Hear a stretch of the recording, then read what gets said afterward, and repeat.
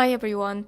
In this video I am going to try using oil paint on paper, specifically in my sketchbook.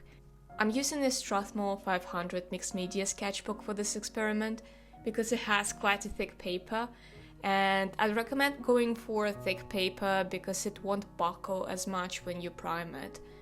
This is also one of the largest sketchbooks that I have, so it gives me a bit more surface to work with. And I'm used to bigger canvases at this point, so it would be hard for me to scale down the size and the force of my brush strokes. The first thing you want to do before you start painting is stretch your paper. It's a little more difficult to do if you are painting in a sketchbook like me, but you can use a simple masking tape to stretch it, and this will help reduce the buckling. I taped it on all sides and also between the two pages to create a nice clean edge. And it also made the sketchbook lie a little flatter, so it's going to be easier to paint in it later on. Now that the paper has been stretched, we are ready to prime it for oil painting.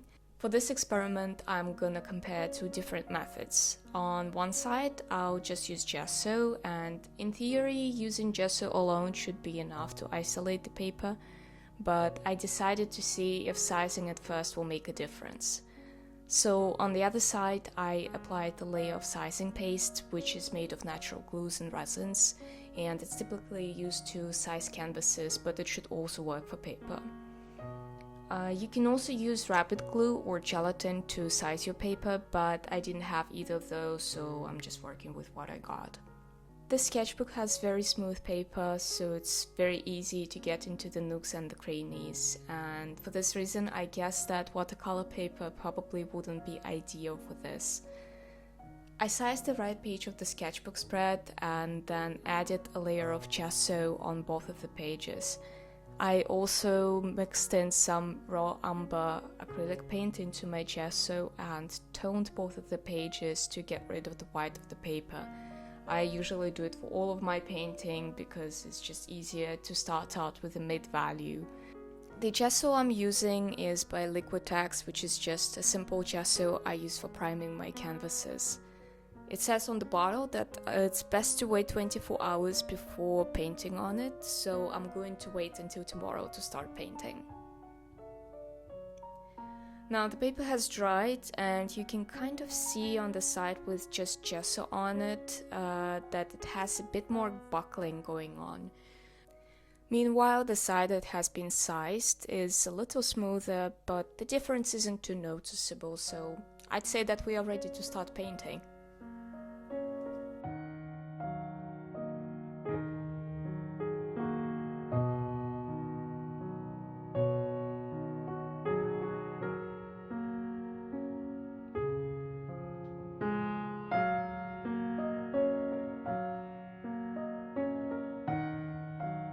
I used Cobra oil paint for both of these sketches because I was working inside, and both the paint and the mediums I use with it have less toxic fumes.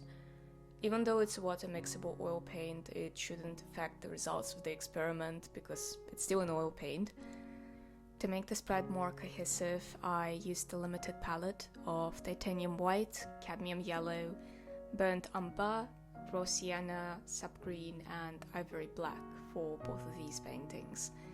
I started out by covering the surface with some thinned out paint and establishing lighter areas by wiping out some of the paint with a paper rag. The reference I'm using is a flash photo that I found on Pinterest, and for some reason flash photography has a very cool, mysterious vibe to it, and I've wanted to paint a picture like this for a while. I have to say that painting on paper is different than painting on canvas, and I'd lie if I said that I didn't struggle a little. It makes for a very smooth surface with little grips, so it's difficult to paint in layers. You kind of end up scraping the paint underneath with your brush, and maybe that's just my experience. Let me know in the comments how it works out for you.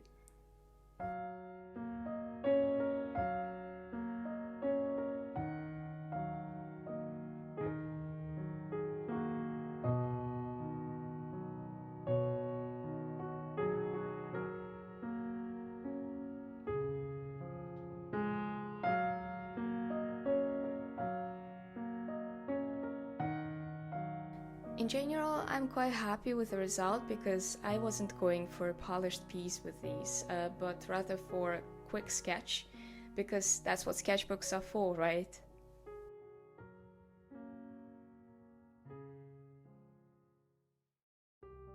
I followed pretty much the same process with the other painting. I first blocked in the background and then worked on the dress and the smaller details. And I wouldn't say that the sizing had any effect on the painting experience itself. It was pretty much the same as with the first sketch.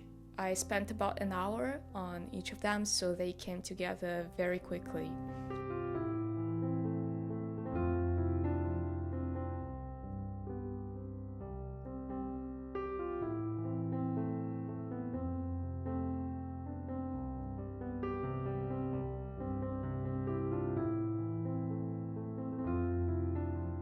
I think there's nothing weird with wanting to try painting on paper. Linen canvases can get very, very expensive, and oil paint on paper has been historically used by artists for studies and sketches. And interestingly, I know some artists that are using paper almost exclusively as their painting surface. For example, I'm a huge fan of Nicolas Uribe, who paints mostly on unprimed moleskin paper. I'll link his channel in the description so you can check out his videos. He's amazing.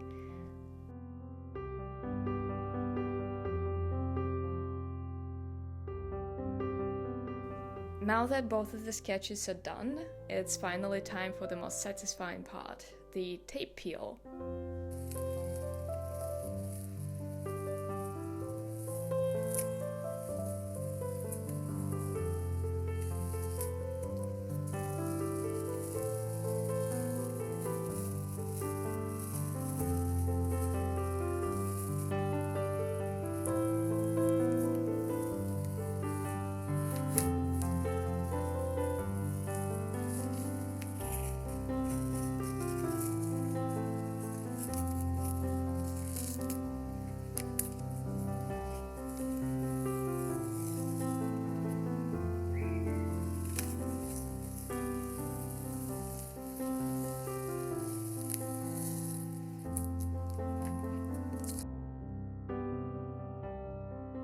As you can see, the other side of the paper has remained intact, so our priming worked and none of the paint has leaked through on both of the pages.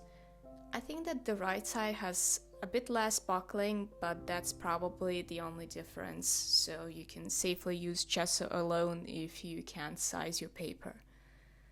I hope that you enjoyed this video and give oil painting on paper a try to add something special to your sketchbook.